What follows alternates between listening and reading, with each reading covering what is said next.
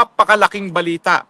Kung nagtataka kayo kung bakit biglang nawalan tayo ng 128 toneladang ginto sa ating national reserves, ito po siguro ang eksplanasyon. Bumuo po ng isang special investigation team ang Hong Kong Anti-Money Laundering Office para imbestigahan ang di umano ay money laundering activities ng mga Marcos. Opo, ang pamilya ng Junior na ayaw hair follicle test dahil maraming nagdududa na siya ay bangag. Ang sangayon po sa Hong Kong Anti-Money Laundering, ito po ay may kinalaman doon sa mahigit $100 billion na money laundering activities involving no less than 350 tons of gold deposit. Mantakin nyo yan. At itong mga aktibidades na ito ay nangyari between,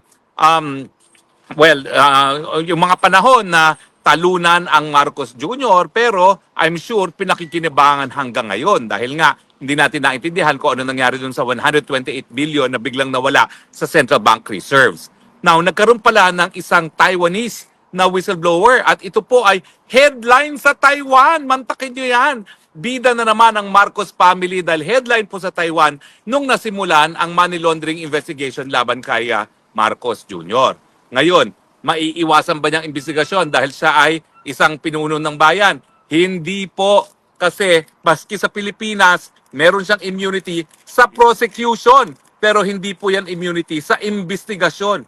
Kaya nga po nananawagan ako na kung ang mga dayuhan gaya ng Hong Kong at Taiwan ay nag-iimbesta sa money laundering, bakit hindi sa Pilipinas? Kinakailangan po ang ombudsman mag-imbestiga na rin. Dahil napakalaking halaga po ito. Hindi po pwedeng kinita yan sa sweldo ng isang presidente na kanyang ama o kaya naman sa sweldo niya bilang gobernador o congressman.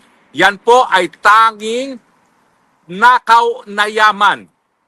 Kung meron po talagang 100 billion at 350 tons na gold, dapat po yan mapunta sa mga Pilipino sa libreng gamot at libreng paggamot, sa libreng edukasyon, sa libreng irigasyon. Hindi po yan dapat pakinabangan ng mga bangag. Nakakahiya kayo mga bangag. International na naman ang inyong publicity. Money laundering, corruption, $100 billion. Mga magnanakaw, mga switik, mga kleptocrats. Ewan ko nga ba bakit hindi pa kayo pinaparusahan ng Panginoon.